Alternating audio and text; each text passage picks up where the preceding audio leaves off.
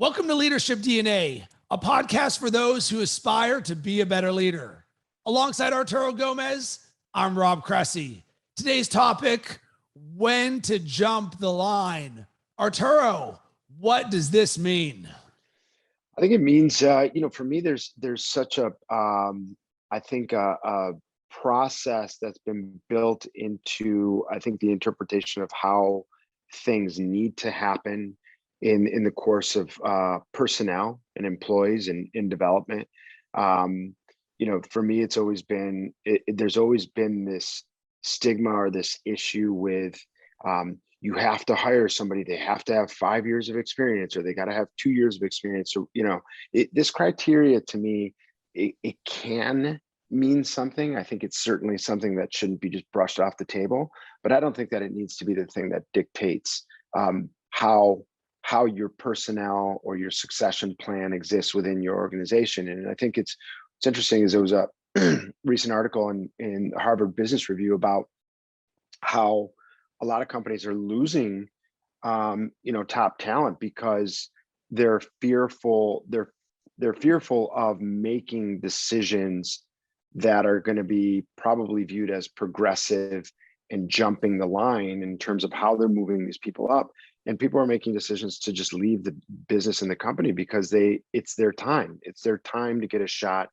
It's their Tom Brady moment. Somebody's gotten hurt. It's the opportunity to come in and show what they've, what they're made of. And so I have a little issue with the way that the process has existed in the past. And, frankly, I've been a big proponent over the years, and certainly now because of, the labor challenges and the way that the world is working, to live in a world that may, from the outside looking in, have a little bit more risk in the decisions that we're making in terms of personnel. But at the end of the day, we're not heart surgeons. We're not doing things that are going to potentially kill people. And I found some real success with really diving in and giving people that are passionate and hardworking a shot. And just be willing to invest and to train them. And I think that that's one of the other, bigger kind of components of it. If you're not willing to invest, train, and get your hands dirty, then you're going to be in a real challenge, because right now, finding that perfect employee is just, you're looking for unicorns. Well, right now is an interesting time because there is an opportunity right now for many companies to find this elite top talent, because now everyone's starting to say, all right, well, what do I really want out of my life, in my job, in the people that I'm working with?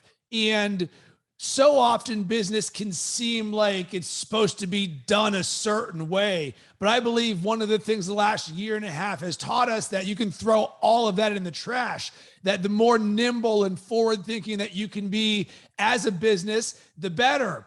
That's a very big challenge for a lot of companies, because they are used to a prescriptive manner of, I'm looking for X, Y, and Z out of something. And as I look at my own hiring and the way that I'm building teams, I'm very much project-based in how I do things. I don't care about a resume. I care about a skill set, the way someone would fit with our core values and our vision, and their ability to communicate, because I do believe a lot of things in business can be taught or trained with the right person, with the right process. But the key is you need to have all of these things in order to make this succeed. Because if you don't have any one of those dominoes, all of a sudden, if you're not training the person, why did this person not succeed? Well, so you really have to think about your own systems and process for, if you're willing to take on someone that could be a potential home run, but may not have everything.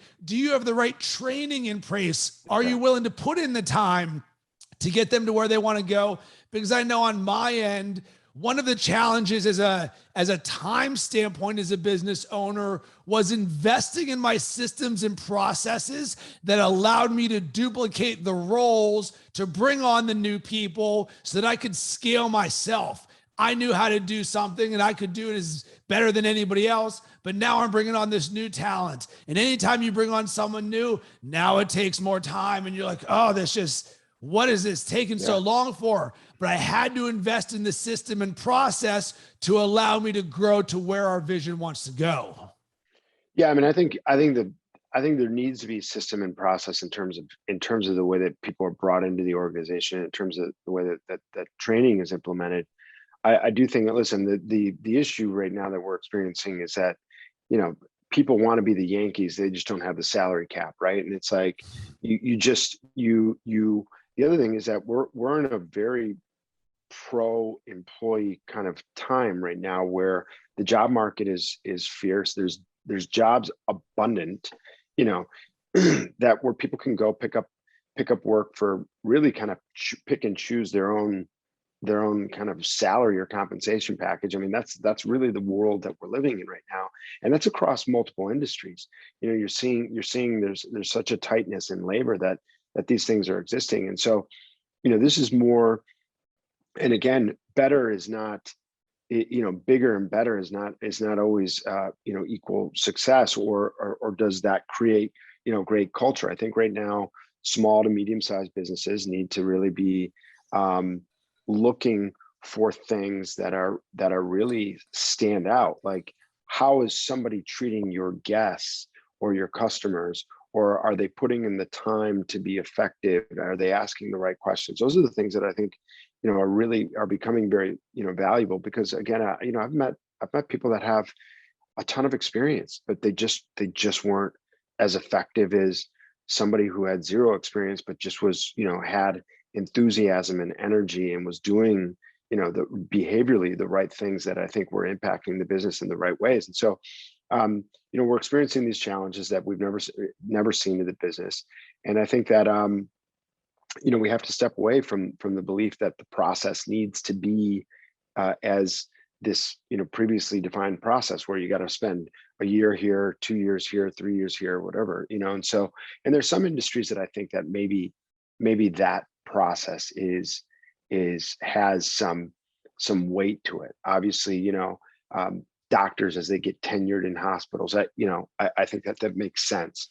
I think, you know, when you're going to talk about other people that have, you know, trained for many years as certain professionals, but there's also industries, a lot of them that I think right now are in desperate need of employees. And I think, again, I'm not talking about going to find somebody just off the street. I'm talking that somebody who's already in your organization, somebody that you've already been able to identify that they have tendencies and attributes, the things that you really like that probably stand within these core values that you have as a company.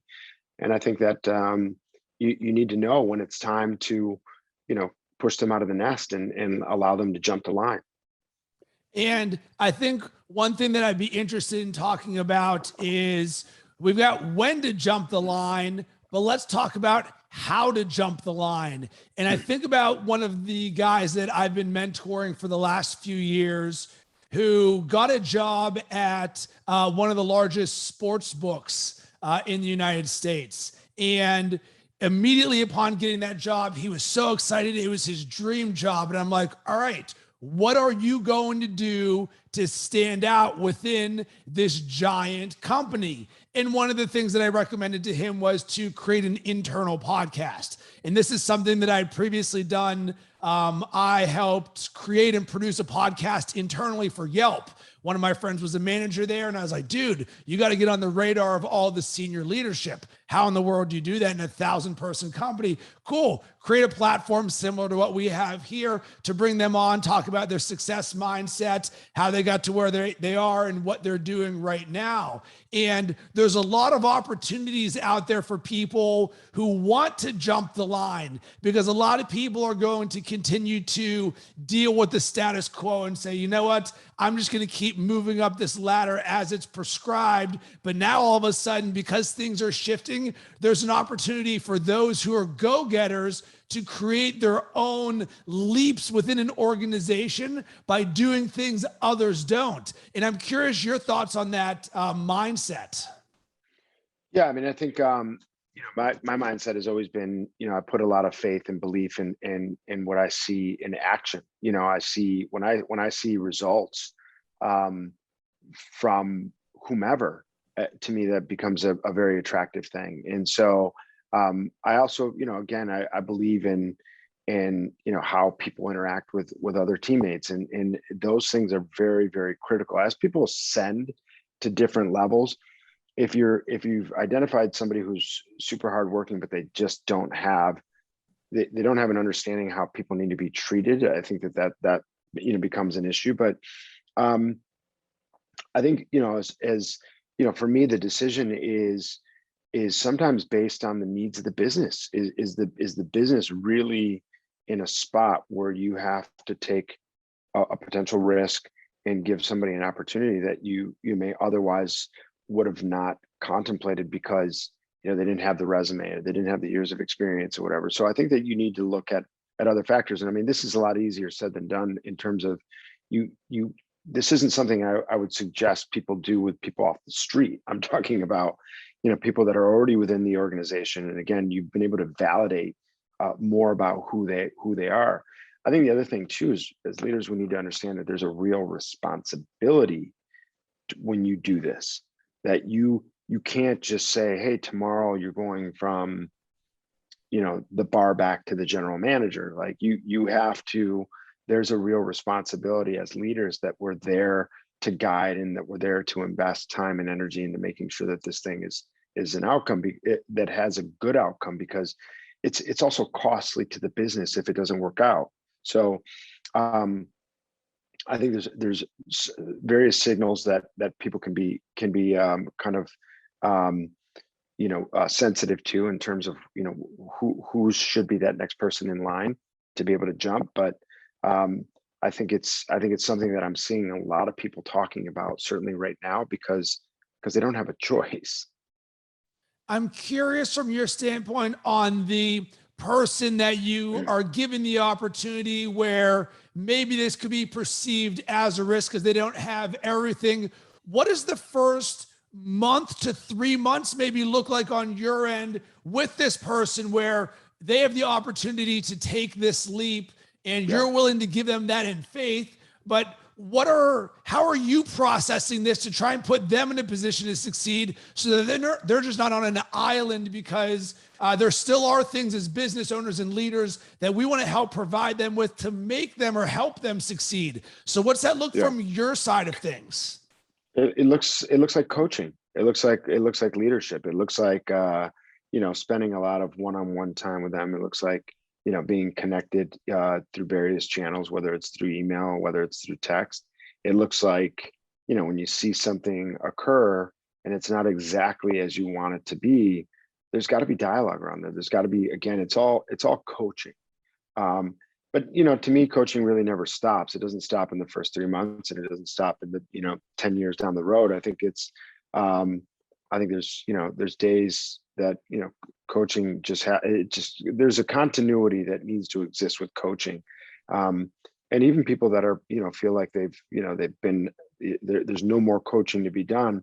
They're going to go somewhere and they're going to learn something, whether or not you can provide that learning for them, and they whether they feel that the student has now become the teacher. There's still going to be a day where they're going to have to have some awareness about themselves, and understand that coaching and learning is never going to stop. But to me, it's the investment. It's the hard investment.